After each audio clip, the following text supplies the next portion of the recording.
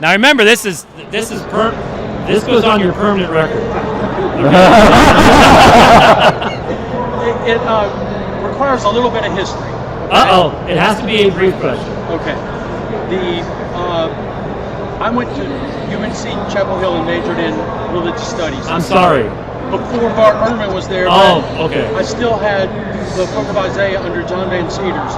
Okay. And it was at that moment when he just was blowing my mind left and right, where I separated my faith from my studies. Okay. And I got into all kinds of things I'm not now, like a denomination, Pentecostal Free Will Baptist. I'm none of those things now except Baptist.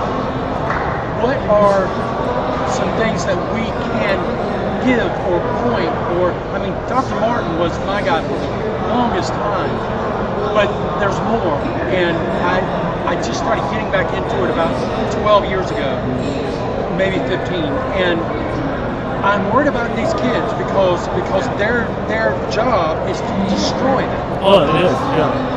So, what sort of things can we prepare? Well, wouldn't it have been nice? Try to summarize the question. Yeah. So we know what we're talking about. Right. Well, I think it will be in the question in the answer. Wouldn't it have been nice if before you went to Chapel Hill, in your church, you had been given a firm grounding in the truth, in a Christian worldview, and even just the ability to critically analyze that which is presented as scholarship? Because when you think about why you have what you mentioned, and for everybody else's benefit, you mentioned the fact that I would say 80 to 85% of the currently available published commentaries on Isaiah will say that Isaiah finishes in chapter 39 and starting with chapter 40, or right around there, you have Deutero-Isaiah, which is written by someone else, and it's redacted in at a later time, and it's not actually Isaiah. And so I'd say about minimally 85% of the available commentaries, including most at evangelical seminaries, would have that kind of a perspective.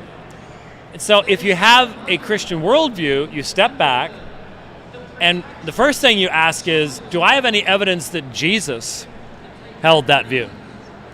Do I have any evidence that the apostles viewed Isaiah in this way? And then you go, why do scholars take this perspective? And when you do, you come up with two primary reasons. The two primary reasons are stylistic, and then the biggest reason is it names Cyrus by name, and we know God can't do that before Cyrus comes along. And as a Christian, you go, wait a minute, the very first thing that Jesus does when he rises from the dead is he says to his disciples, he literally rebukes them for their unbelief in Moses and the prophets that testified of me. So the first thing Jesus identifies as unbelief is an unwillingness to believe the prophecies of the Hebrew Scriptures. And so it's how then do you accept the argumentation that, oh yeah, this has to be Deutero-Isaiah because it specifically mentions Cyrus by name. The mindset that's behind that, it's the same thing. If you're familiar with New Testament scholarship, you know that Bart Ehrman, for example, only believes that Paul wrote 7 of the epistles. So he would not believe that Paul wrote, for example, Ephesians and Colossians. And so when you dig into the whys of why they say that, you discover the very same kind of circular reasoning that has been accepted. It's taught by someone with a big name at a big place. They accept it and then repeat it to other people. Very rarely are they challenged to think through what the actual reasons for these things are. And so I know that people, back in my day, I was married at 19, and I was raised to believe when I turned 18, I needed to be responsible for myself. Different than today's young people. And so when I went to college, I already had the idea that I needed to stand firm in my faith, learn as much as I could, be willing to hear and everything else. But I already had that idea. That's not where a lot of people are going to college today. But I remember one young man at my church, at PRBC, when I was there for almost 30 years. He went to a Christian college, and after about 2 years he came back and he said to me, he said, when you teach Sunday school and you'd go off on these tangents and say, now, listen to me now, if you go off to college, go off to university, be aware this is what you're going to hear, and here's how you need to respond to it in regards to this text. He said at the time, I just sort of thought I was going to go to a Christian university. He says, I can't thank you enough for having prepared me, even at a Christian university, to defend my faith. And we need to be doing that for our young people. We need to be doing that for our adults too. And it needs to be modeled in how we preach and teach the Word of God, not only in Sunday school, but how we preach sermons, everything else. And I've certainly always tried to do that. We do that at Apologia, but we need to be doing that all the way across. So the older commentaries can be very useful, but it's the commentaries that go into the background issues of authorship that are going to be the most useful to people in that way, to give you that kind of information and be prepared for that kind of stuff.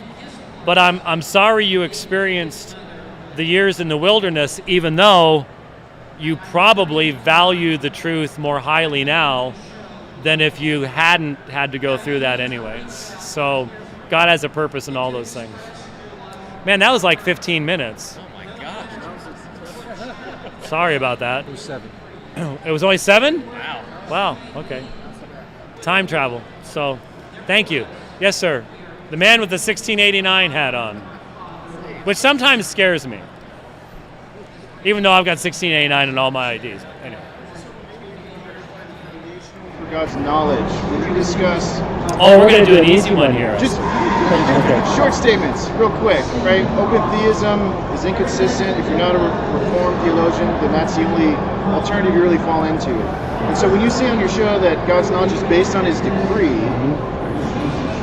are we to understand it more of a linear process? So God decrees, therefore then he knows, which I know that's not accurate. So how could I explain a positive case for the alternative? Well, there are only a certain number of options that you can have as to why God would have omniscience of a universe where you have creatures like human beings. You either deny omniscience, you become an open theist. If you have simple foreknowledge and say God simply knows the future, then you still have the reality that there had to be a point where he determined to create, and therefore create the grounds upon which you could know the future in the first place, which would involve learning what was going to happen. If time and the very substance of all of creation flows from the decree of the triune God, then it is the result of his decree, and there is no learning process that would come into existence.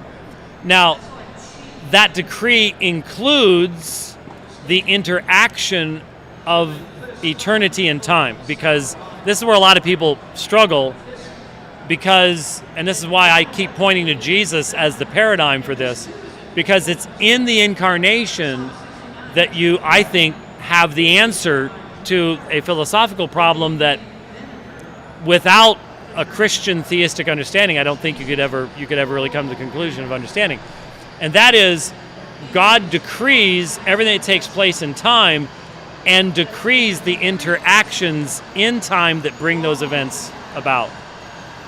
And so our actions are real. The actions in time are real actions, and they're meaningful actions because God has decreed that to be so.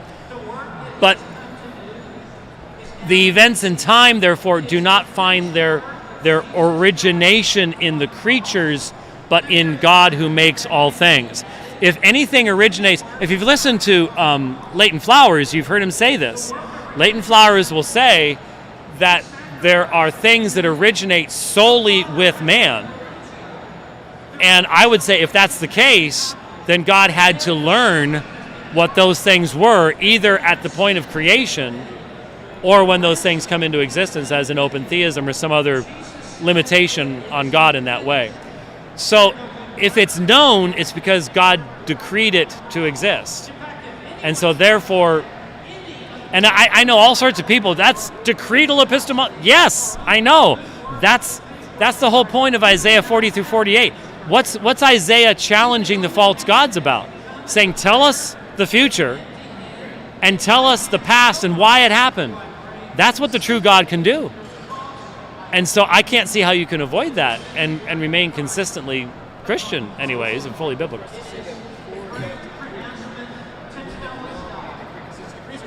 There is no before. There is no before. Yeah, there's no... If you're talking about the decree and all of creation, it's the decree that brings about creation. So there's nothing to be known logically before the decree, other than God himself, and he has perfect knowledge of himself. So, and that's what gets you into, if you start talking about middle knowledge, God's free knowledge and his natural knowledge of himself is eternal. He knows himself perfectly. His free knowledge comes from the decree because he's decreed to create, and therefore he has all knowledge of what will happen in the creation. Middle knowledge, they try to sandwich between the two. That's why it's called middle knowledge. It's between his natural and his free knowledge. And theologians up to that point had figured that was enough, and it was.